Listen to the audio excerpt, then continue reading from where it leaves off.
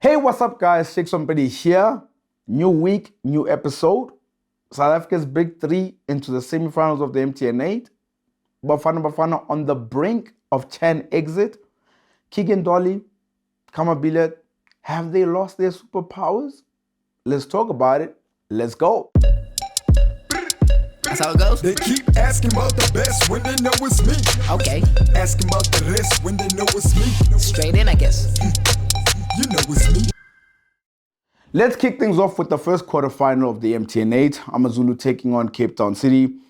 A nice game, I gotta say. A game that went into extra time. AmaZulu started off well, started early, started quick as well.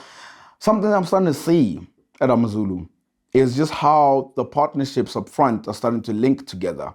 I'm really liking that. I'm liking the partnership that Mango had with Quem. He set up Quem for the goal. The turn and finish from him. Jeez, that was a quality goal from him. Then the game took a turn. Rich 30 minutes. Cape Town City now started to dominate.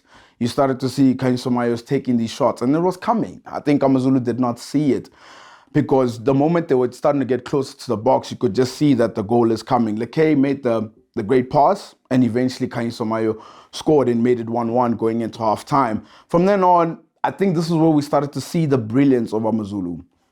Now we've watched AmaZulu throughout the season. I've seen them dominate a game. I've seen them come from behind before. But there was a different aspect that I saw in the weekend's game against Cape Town City. The ability to struggle. I saw this with Italy at the European Championships. Being able to struggle through a game and still managing to pick up a win. Because there were moments that Cape Town City could have really put the game away. And now you've seen all these facets of AmaZulu being able to dominate, being able to come from behind, and now as well as being able to struggle. It just goes to show that we might be looking at a dark horse here, guys.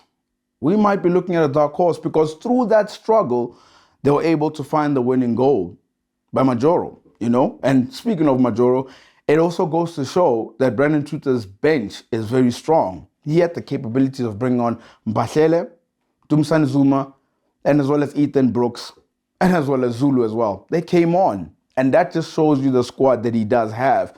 And I gotta tell you, man, I know everybody's gonna talk about Mamelodi Sundowns, but there is another team from KZN that just might shock everyone.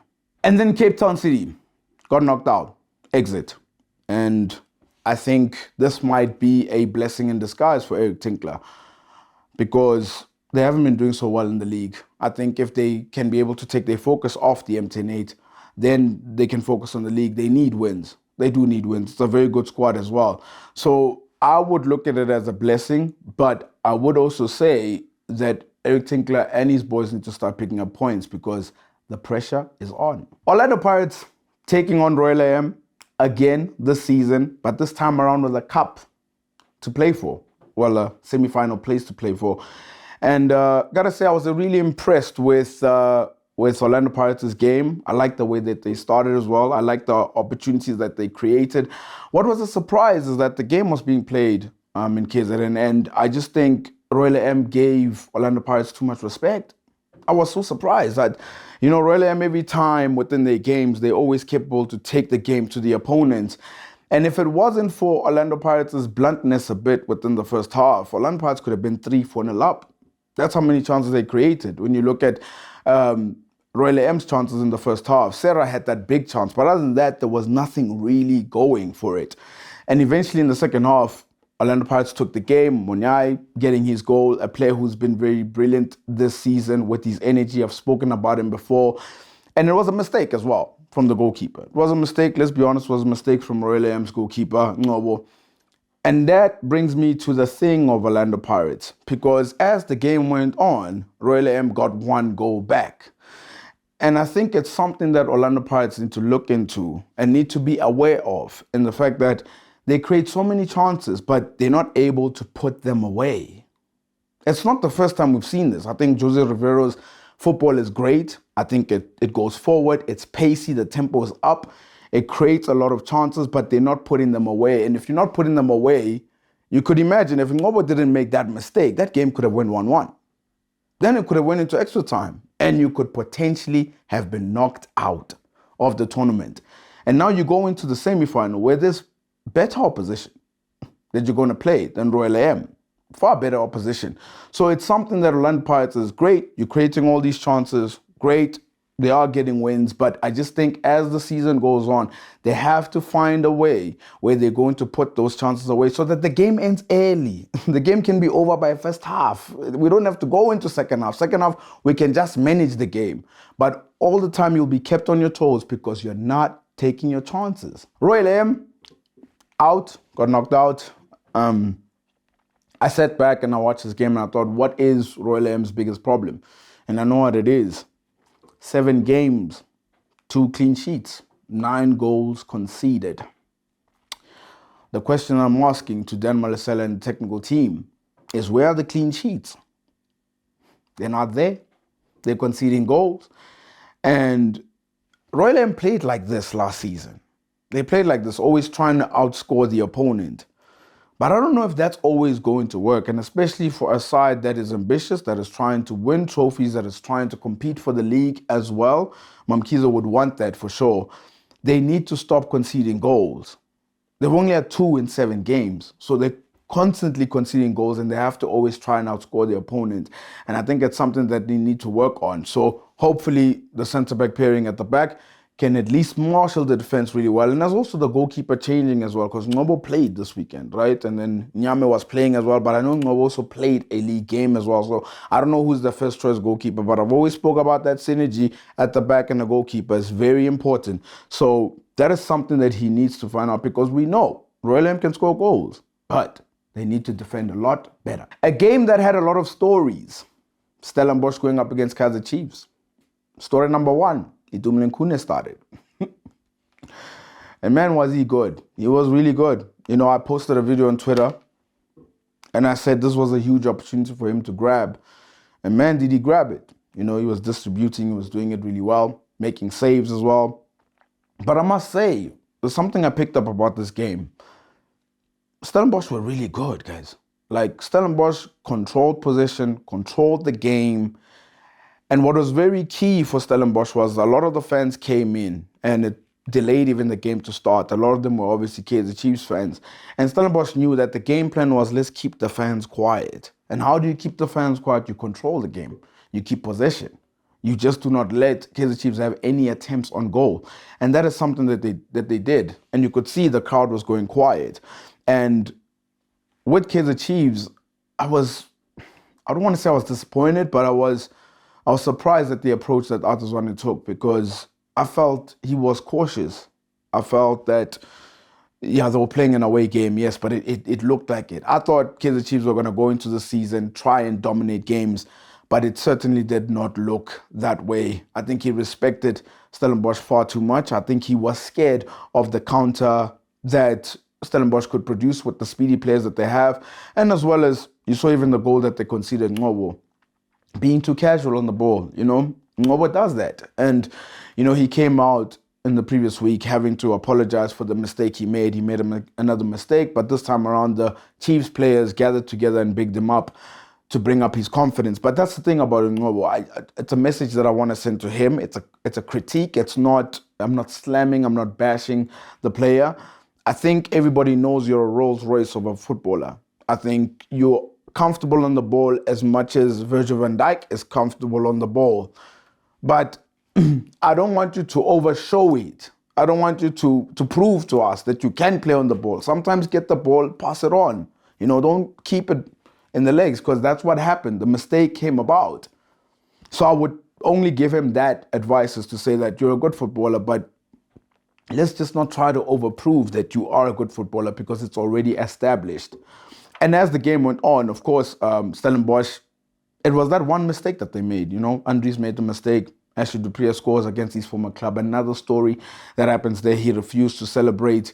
And that's the only mistake, I think, out of that whole game that I think Stellenbosch made. A very clear-cut chance mistake that they made. And as the game went on, then I posted the question. And I got a lot of responses from it on Twitter. I asked the question, Kamabilia Kigendoli. I asked the question to say, are they starting to lose their superpowers? You know, there was once upon a time when Kamabilia for me was untouchable. was in a league of his own, as well as Keegan Dolly. That's why he went over to France. But for some reason, they're starting to be less effective in games. And I'm not just talking about the Stellenbosch game. I'm talking about, we're looking at maybe 6 months. We're looking at a couple of games going back. They're starting to be less ineffective. And yes, I saw the comments. And the reason why I asked it, because I wanted to hear what also people said. And some of them said they're being played in wrong positions. Yes. Someone said the striker is not there. They don't have a Caleb who's going to come in. Maybe they'll start to perform better. And then obviously some were saying that, perhaps maybe we've seen their best. Their best might never come back. And I want I want more from both of them because they're both senior players. And they both can do things with the ball that a lot of people can't. But I have to see it from them. They have to want to do it more. And yes, maybe Kaizer Chiefs is also over-reliant in terms of them having to get the goals, them having to get the assists as well. But I just want more. And they're senior players. I watch a lot of games in the DStv Premiership. Like, why can Timbers want to do that at Sundowns? Why can Jali do that at Sundowns? Why can Sibisi perform like that at Orlando Pirates and as well as Golden Arrows? Like Makaula at AmaZulu, why can he do that? Motwa as well. I'm talking about senior players that are producing it at their teams. So I want more. And if more is not given, I think Kaizer Chiefs is going to be caught in sort of a cross bridge, you would say. In a sense that when I say cross bridge, I mean like there might be a decision that they might have to make because Kambillet recently turned 32. He recently turned 32, guys. And Keegan Dolly's 29. He's supposed to be the peak of his form. And he's not there. He's supposed to be peak of his life, of his career, and it's not there. Does Kaizer Chiefs need to consider that if certain performances don't improve from both of them, that maybe they need to part ways with them? I think they're fabulous footballers, don't get me wrong. But I do ask the question, are they starting to lose their superpowers? The Tshwane Derby, this was the last quarterfinal of the MTN 8. And you have to say, if anyone who watched the game, honestly, it went the way you would have expected it to go. Sundowns have a lot of the possession. SuperSport are playing defensively, playing on the counter, holding structure, and the way that Kevin Hunt would have wanted them to play. What was very interesting about this game was Mamelodi Sundowns, every time they tried to attack and the structure blocked it, they recycled the ball. They got the ball back, they started from the back. Let's start passing it out from the back. And strange enough, it was almost as if they were trying to figure out a way how to break the bus that Kevin Hunt put in front of them. Because, to be fair, Kevin Hunt's defense, I must also say that he had 3 players that he had loaned from Mamelodi Sundowns. They couldn't play because of that's the rule that Mamelodi Sundowns put within the clause, is to say we can loan you these players, but they can't play against us. And to be fair, for anyone who's watching, it's not new. It happens as well in Europe as well. So I know there was a lot of flack that was being said about how Sundowns is stopping competition and not letting these players play, and as well as Kevin Hunt was confused at the rule. But it does happen in Europe as well, where players will get loaned out and they don't play against their parent club. And perhaps the reason being is because they don't want them to cause damage to their parent club as well. But what was interesting is, as the game went, SuperSport started to also create chances on the counter, because eventually Sundowns had to move further up on the pitch. They had to move further up to sort of break that box and break the bus that was parked there. And Bradley Grobler had a good chance. Reyners as well, playing on the wings with Lungu as well. And I think even the way they were trying to play Bradley Grobler, he was almost like the Harry Kane role, dropping deep. He gets the ball, he distributes it to the wingers that were running. But this was the brilliance about Mamelodi Sundowns. And to be fair, they have it. They've got a quality bench. The introduction of Marcelo Allende and as well as Nasir. Both players scored the goals. Both players won the game for them. And that's the quality that they have. I quote in Kevin Hunt's words, multi-million-dollar players. That's what he said. But they came on and eventually they were able to put the game away. And that's the quality of Sundowns. You sort of ask yourself, why didn't they start these players that they're purchasing from overseas? And I think they're not starting them as yet because they're trying to blend them into the squad, but as well as they are just far ahead of certain players that are here. And the introduction of the timing that they brought them on was very good from Sundowns. But they threw, and I got to tell you, man, I said this in the previous show, in the sense that once this train starts moving, once these players start going, I think Sundowns are going to be very hard to stop, and I don't know if there's a team that will stop them from retaining their MTN8. Moving on to the Chan qualifiers, Bafana Bafana going up against Angola in Angola, and they lost 2-0. Yeah, they lost 2-0. That was the first leg. I got to tell you, if you guys can go back to one of the shows that I spoke about, Bafana Bafana and Chan, because they just scraped past Comoros. I was worried. I even spoke about the fact that the players wanted enough. And even Bafana Bafana, the technical staff, and Helman Keller, I think they watched my video because they changed the squad. They didn't go with the under-23s. You know, they brought on a lot of experience to come into the squad. Riyad Peterson was part of it. Sipesihle Ndlovu, Orlando Pirates was part of it. Abel Mabaso, and as well as Austin Dube, just to name a few. And I think they brought these senior players because I think they knew if we just carried on with the under-23s, maybe perhaps the scoreline would have not been 2-0. Maybe the scoreline could have been 5-0, could have been 6-0. And maybe it would have been a learning curve for the younger players. But it's so sad that Bafana's not even qualifying for Chan. Like, look, there's a second leg to come. Like, the hope is still there. It's going to happen this coming weekend. They're going to play the second leg, but they're 2-0 down. And I just think it's a steep task to ask for them to go to beat Angola by 3-0 to make sure that they qualify, or 2-0 to send it into extra time and perhaps go into penalties as well. But it's so important for Bafana to qualify for these tournaments because the other nations are going to be there. And as well as it's more football for our national team. You just never know who could be at the tournament. The improving of the squad needs to be there. And the fact that it seemed like we're on the brink, because I won't lie, I'm not very optimistic. I'm really not optimistic. And I feel like my gut sort of saw this coming after the Comoros performance. I just saw that, yeah, something might just not come our way. But look, it's coming this weekend. There's a lot of hope that I have to gather within myself. And I really hope that they're able to overturn it. It'll be tough, but I just think perhaps bringing in a little bit more senior players as well would help out. And they're playing at home, Orlando. It'll be this weekend. So, Bafana Bafana, all I can do is wish you all the best of luck. Transfer news. We got to talk about that transfer news because the transfer window is still open. It's still open. Kermit Erasmus, is he going to leave Mamelodi Sundowns? They asked Rulani about Kermit Erasmus, and what he said was, I quote, "The club will make announcements."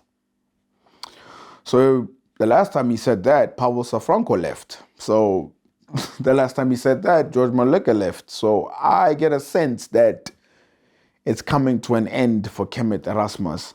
And it's unfortunate because we're talking about a player who was scoring goals at Cape Town City, you know, and he scored goals at Orlando Pirates, went overseas as well. SuperSport, you remember what he was like. And he came to Mamelodi Sundowns and he had to hit the ground running. He just had to hit the ground running. And if we're being honest, the move failed.